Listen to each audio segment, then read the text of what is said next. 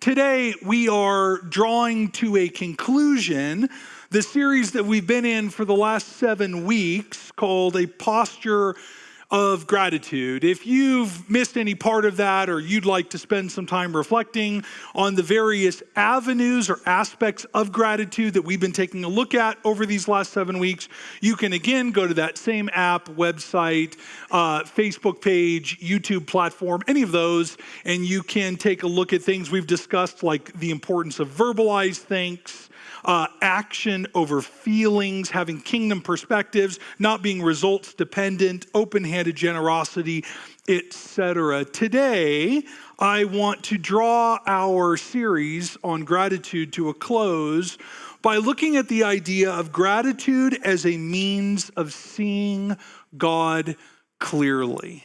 One of the things that you and I experience just by being us, just by living life. You ever had a week where Monday was awesome and Tuesday was horrific? Life, the word that I like to use that I kind of get teased for is life undulates. It can shift from great to horrible, all within the framework of a matter of days or moments.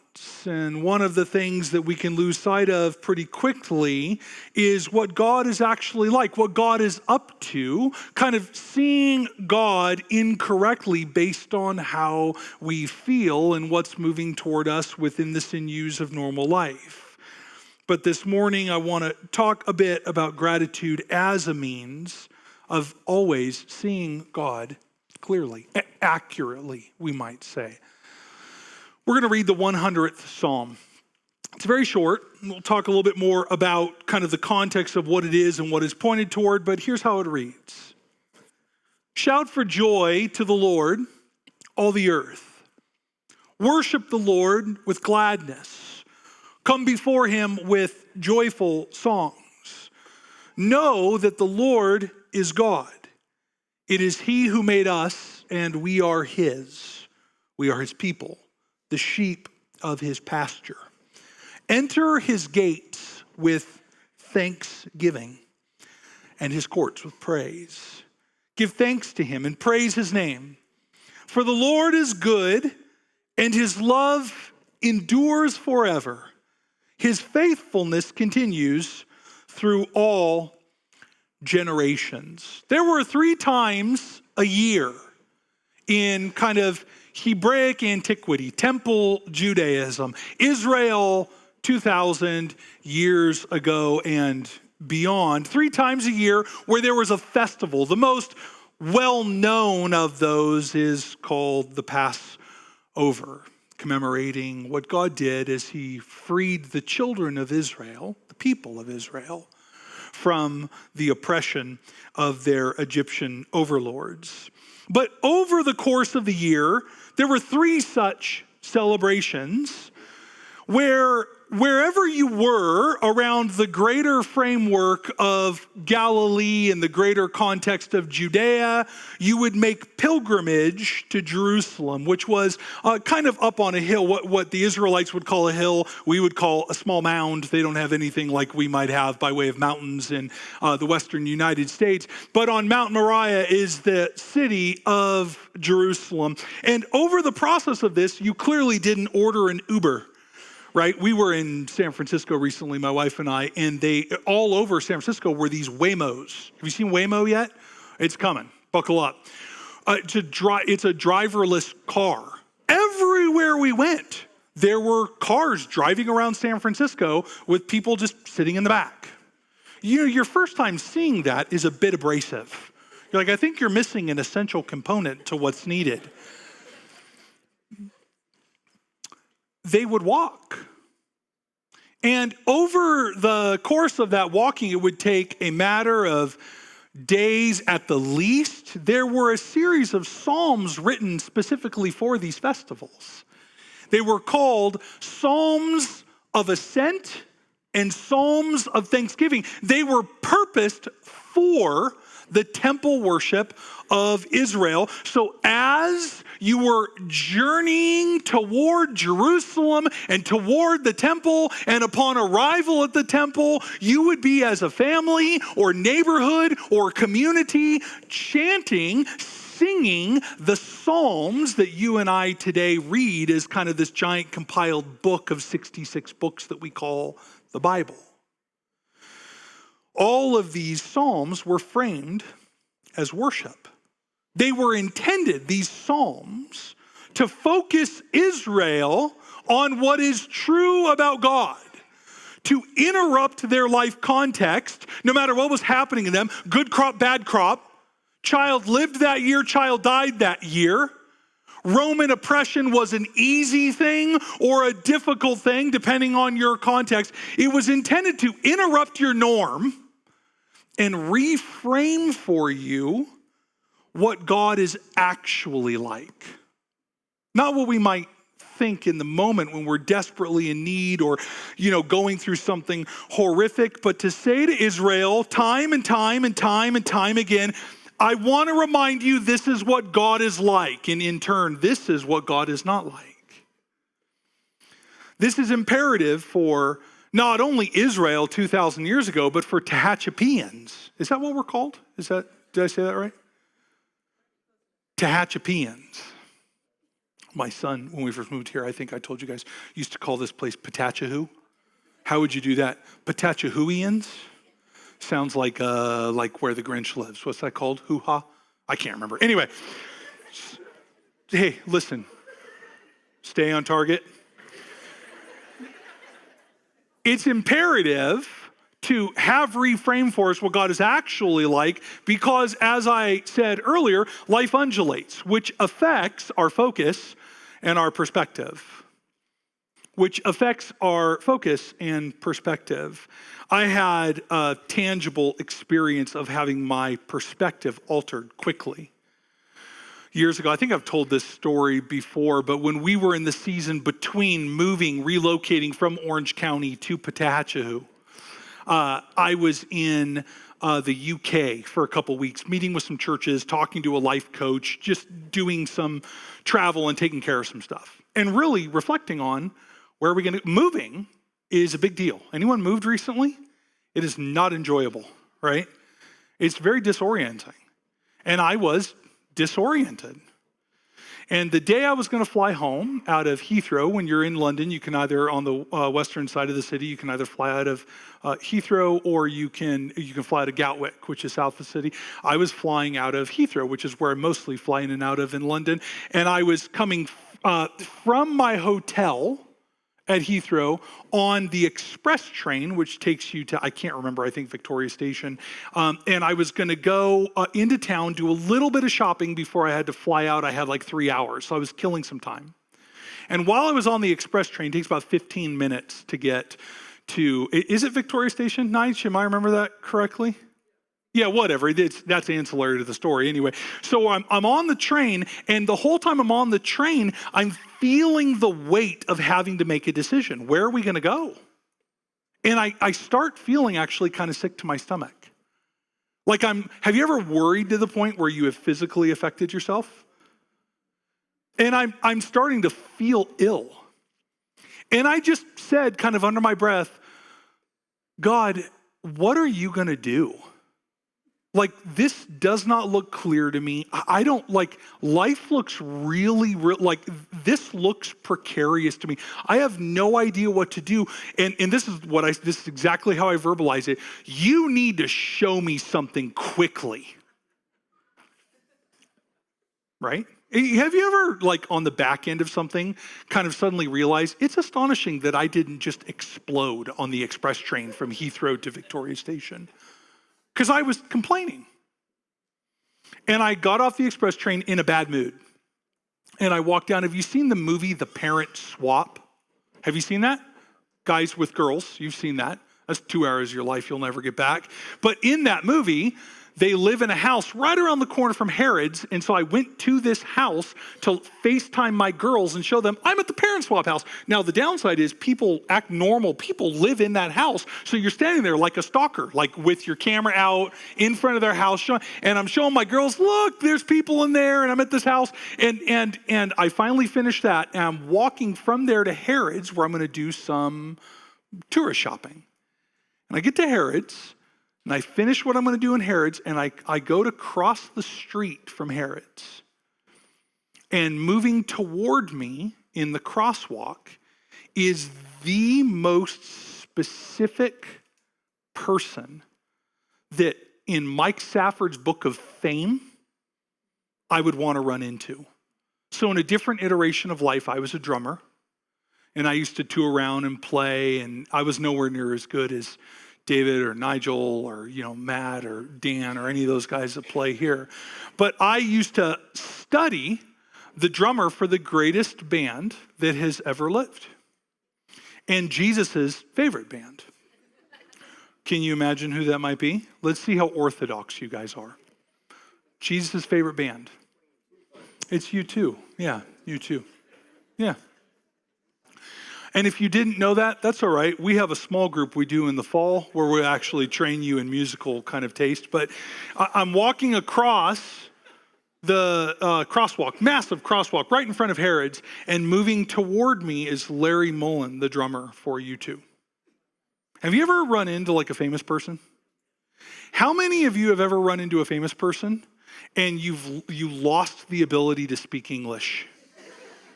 Have you ever experienced that before? Have you ever walked away from an encounter with a famous person and you're like, oh my God, I can't believe I made myself look that bad. I was astonished because walking right at me is the most Mike Safford specific person that could be on the face of the planet where I would go, this is a special, unique gift only for me. You might walk by Larry Mullen, not even know who he is. You're likely to know who Bono is, but you're probably not going to, you might not know who. I knew exactly who it was. And he is pocket size. He's so small. I mean, most people are to me. But he's like that big.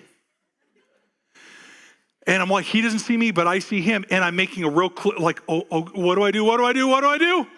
Right? And I'm like, I'm just going to let him be. And I walk right by him. And I get about 4 feet past. I'm like, nope. And I did an about face right in the middle of the thing and walked right. Now imagine being like him, 3'11", and having a guy that's 6'5", weighs 8 pounds, regardless of how stunningly attractive I am, right? I'm large and imposing. And I just hovered right over Larry. And I walked alongside him. And I didn't know what to say. Thank God I remembered English. Hey, Larry, can I get a picture? Now think about that. Hey, Larry, can I get a picture? And he stops and looks at me. Now this is a key moment. Because he could be like, police, or get away from me, or whatever. He's with a girl. He's with his wife. I hope his wife. I'm not trying to out his life, but he just looked at me, literally stopped, looked at me and said, yeah, come here. And he took me by the hand, walked me to the other side of the crosswalk, took me off to the side so we weren't in traffic. And he put his arm around me, and I took out my phone, and I did one of these. And I have it to this day, and I look like a goober.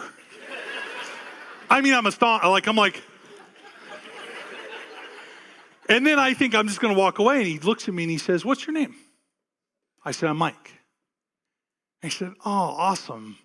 And I said, I know this doesn't matter to you, but I'm literally only in London for 3 hours before I fly home. And I cannot believe I'm blessed enough that I run into my favorite drummer for my favorite band. And he looked at me with this huge smile and he said, I'm so glad, Mike. It was nice to meet you. Shook my hand and he walked away. What's the point of all that? There's no point. I just want to talk about that. No, it's not true. That experience radically, listen, all joking aside, radically affected how I felt in the moment toward God. I had said to him specifically with a bad attitude, I deserved on the express train from Heathrow to Victoria Station. And instead what I got was him hearing and him saying, here's a perspective shift that only I can give to you. My perspective had narrowed to worry and demanding that God answer. And God sent me a reminder of what he is actually like. It recentered me. It completely changed the context of how I was looking at the entirety of our circumstance as a family. The routine for Israel and for you and I today in Tehachapi in 2024, in which this recentering is intended to routinely happen, similar to the journey to the temple festivals, is the act of worship. The act of worship. Have you noticed how worship can affect your mood and outlook? You can be grumpy and it shifts you to happy. You can be just kind of on cruise control. I talked about this last week. I was worshiping back there where the guy in the gray is, right behind the Henslers, and I was shocked. You ever been shocked by your own shift during worship? I started singing as loud as I could, and all that came out was like a goose going honk, because I was bawling my eyes out of nowhere. Out of nowhere. Worship recenters us so effectually that it can change our mood and our outlook. What's happening specifically in this space is you're being drawn in from wherever you are mentally, physically, emotionally, to look God in the face and to see him for who he actually is, not what you think or feel or might be drawn into thinking he might be in that moment. Here in the 100th Psalm, the psalmist sees that God is enduringly good. How does he end? For the Lord is good, and his love endures. When life undulates, it does not. His faithfulness continues how long? Through all generations. Look up that word all. It means all. How does the psalmist arrive at this perspective of God's goodness? How is he led there? Psalm 100 is the perfect model for understanding what worship is supposed to do to us. And in fact, what it does do to us. Because it reveals that worship is a very specific exercise in gratitude. Worship invites us to look at God through the lens of gratitude. And we see here in this 100th Psalm that gratitude takes three specific shapes, which culminate in seeing God rightly. So briefly, on this Compassion in Action Offering Sunday, I want to offer for us three shapes of gratitude that affect us every time we turn to the routine and intentionality of worship, which culminate in causing us to see God rightly. The first thing that we see in Psalm 100 is we see gratitude as gladness. Gladness. Shout for joy to the Lord, all the earth. Worship the Lord with gladness. Come before him with joyful song. We are, in our life and experience, because we're normal, feelings centric. We are highly affected by our preferences, opinions, and experiences. But here, worship reminds us that regardless of how we feel, we always, and that word is important, we always have something to celebrate. To put it bluntly, to be glad about. Gladness is not a feeling. It can cause feelings, but it is not a feeling. It is an intentional remembrance of what we actually have available to us all of the time. We have a tendency to be void-centric. What I mean by that is that we have a tendency to look at what we perceive to be missing rather than what we actually have. Well, everything would be better if, ... I would feel better if, ... To be clear, this was the temptation that Eve faced in the garden. Look at what she had. She had everything God had caused her to be able to move toward, to have satisfaction and fulfillment. And what's the one thing the enemy highlighted? Hey, there's only one thing God said you couldn't have. What do you think you're missing out on there? Why don't you start to focus on the thing that you don't have? What's he hiding from you? You will not surely die. And what does she do? She rejects all of the satisfaction and fulfillment that she is immersed in to have the one thing that she did not have. This is a temptation. It's an invitation to see yourself as fundamentally lacking and in need of taking for yourself to find satisfaction. Friends, we end up here all of the time. It doesn't matter. Have you ever noticed, have you ever been in a season of life where you've gotten a raise at work or suddenly you're in a season? Do you remember eating like only top ramen? Like I remember when I was in college. You know what I used to eat? You know what my vice was? Do you guys want to know? If you don't want to know, I won't tell you. Do you want to know my vice? You all look confused. I would feel confused too if I were you. No, my culinary vice was AM, PM hamburgers. I was reminded of that just the other day. My wife's mom used to cook these lavish meals, and I always felt it was rude to eat her food. That was my perspective when I was young. So I would leave her house while she's cooking. I would go to AM, PM. Do we know what I'm talking about? How you should be more grossed out by this. Think Fast Trip, Loves, Flying J. Go in there and make a hamburger. That's disgusting. I would go in and I would eat that. I don't remember why I'm telling this story.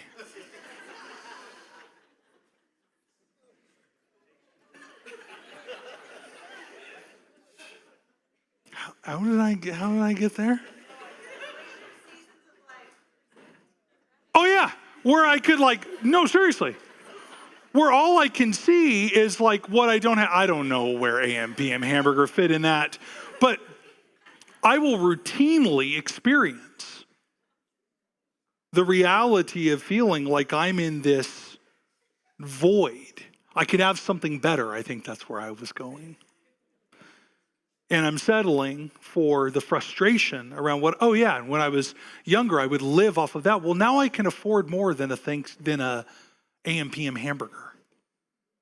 But still, have you noticed that even as you have more resource, more stuff, you sometimes can be just as thankless, just as frustrated, just as focused on what you don't have, what you'd prefer to have? Thankfulness, gladness, reorienting around what you do have, what has been made available to you, has a powerful effect. You know, they've done neurological studies that when you start to focus on thankfulness, what you're grateful for, what you have, not what you don't have, it physiologically changes the chemical. I don't know if it changes the chemical composition, but it bursts into your physical brain chemical effects that literally change the way that you feel. I would encourage you to exercise this week as you're lamenting Thanksgiving or you're excited about Thanksgiving, as you're responsible for the turkey or you got to drive to Orange County for the turkey, whatever that looks like, to specifically through the week practice thankfulness as an exercise, focusing on what you're grateful for. Try it the next time you're upset and see what it does to your perspective. Worship functionally reminds us that no matter my current circumstance, I have much to be joyful about, which in turn reframes our perspective on God. The other thing that we see in Psalm 100, this psalm of temple worship and thanksgiving, is gratitude as relinquishing control. The psalmist reminds us here that he is God, and what that means in turn is that we are not. What specifically does the psalmist say? Know that the Lord is God. It is he who made us, and we are his. We belong to him. We are his people, the sheep of his pasture. He elaborates with the analogy of shepherd and sheep, reminding us that we are, quite literally, God's responsibility. The sheep did not care for itself. It was shepherded by the one who owned it. This is an invitation to relinquish striving in all of its forms and to rest in his leading as he sees fit. Another way to say it is, I can exchange scheming and planning, all of my mental machinations for how to get to a place I would prefer, for gratefulness that, like a good shepherd, God is out in front of me leading right now as he sees fit. Worship grounds us in the gratitude that I can rest in the knowledge that regardless what I'm feeling or experiencing right now, God is leading me and I am his responsibility. We talk about this often, but John Wimber, the founder of the Vineyard, used to put it this way: I am change in God's pocket and he can spend me as he sees fit. Worship reframes the gratitude that I belong to God. And I can step back in all of my worryings and the undulations of my feelings and experience, and I can rest in this gratefulness that I belong to God. Finally, we see in this worship psalm gratitude as awe. The word thanksgiving that the psalmist uses here, enter his gates with thanksgiving, and his courts with praise. The word thanksgiving in Hebrew is todah, and it means literally a sacrificial offering. It means giving something I don't feel like giving. What the Hebrews would bring as they journeyed to the temple were offerings that were literally called offerings of thanks. And it would be a physical, tangible reminder of gratitude to God. The other word, enter his courts with praise, the Hebrew word tehillah, means to adore or glorify or magnify or to stare at and go, oh my goodness. So the picture being drawn is come in with something to give and drop sacrificially to him, whether you feel like it or not, and then lift your head and look at how awesome he is. I've told the story before that on a cross-country journey, it was very important to me to go to Cooperstown in the Baseball Hall of Fame. My wife had no interest, but she's like, we can go because you want to go. So we went. I didn't want to go to Niagara Falls, but she was like, I went to Cooperstown. You're going to Niagara Falls. I thought, waterfall. Stupid. Like I can order the magnet online and just like say we've been there.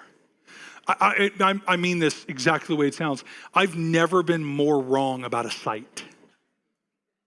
We're about 8 miles from the city and we're driving in and you can hear this like, whoa. And I'm like, dude, what is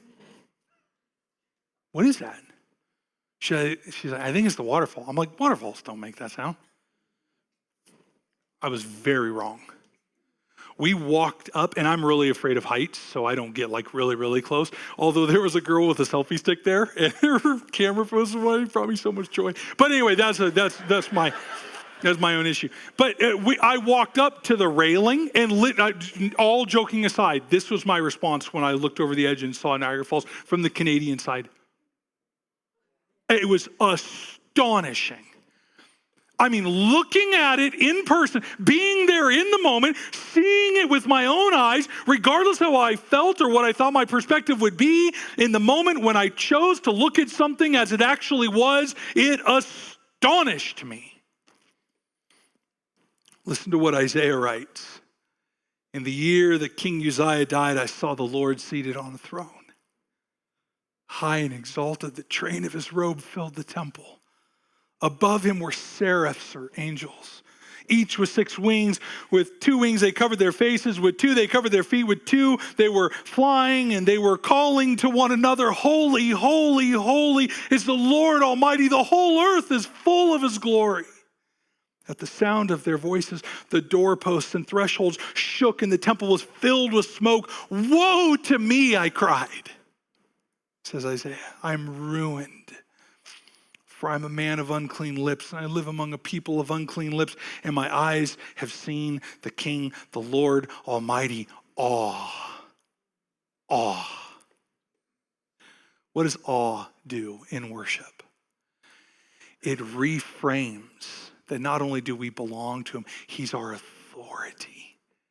He's majestic. He's capable. Friends, that realization cultivates such profound gratitude within us and reframes for us what God is actually like. All through this series, we've been discussing gratitude. What are you grateful for?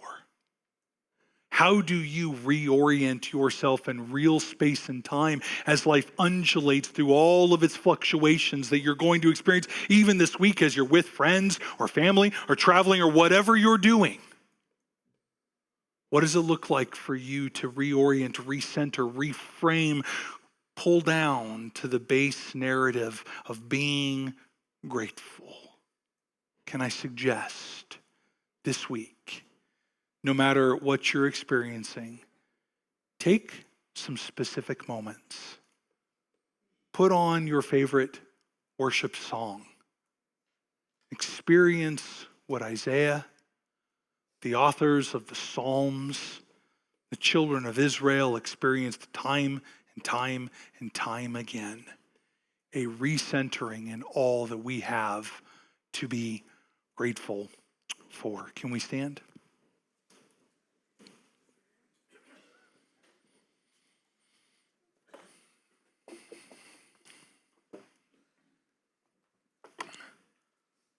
Second service, note to self, don't use AM PM burger story.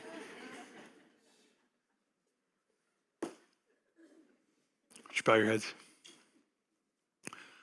On the precipice this week, Jesus, of celebrating what we call in our culture here Thanksgiving, I pray that for each one of us, you would center us again into all that we have to be grateful for.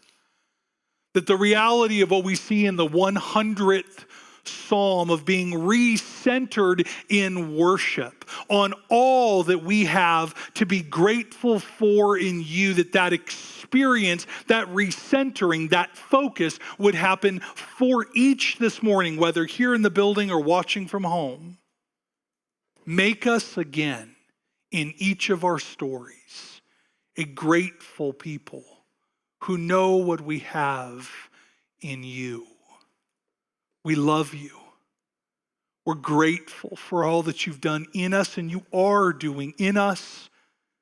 Pray that in compassion you would continue to do it through us, and that what we've collected today would radically affect the shape of the city that we love and far beyond. We love you, Jesus. We're grateful, Jesus. We say thank you. Center us again in gratitude, we pray. In Jesus' name. And everybody said, amen. Listen, friends, if you need prayer for anything, the team up here is here to pray with you and for you. Don't leave without getting it. The rest of you, stop in the lobby on your way out and see Dave and Shawnee about compassion and action and ways that you can be involved and be more a part of what's happening there. Bless you guys. Happy Thanksgiving.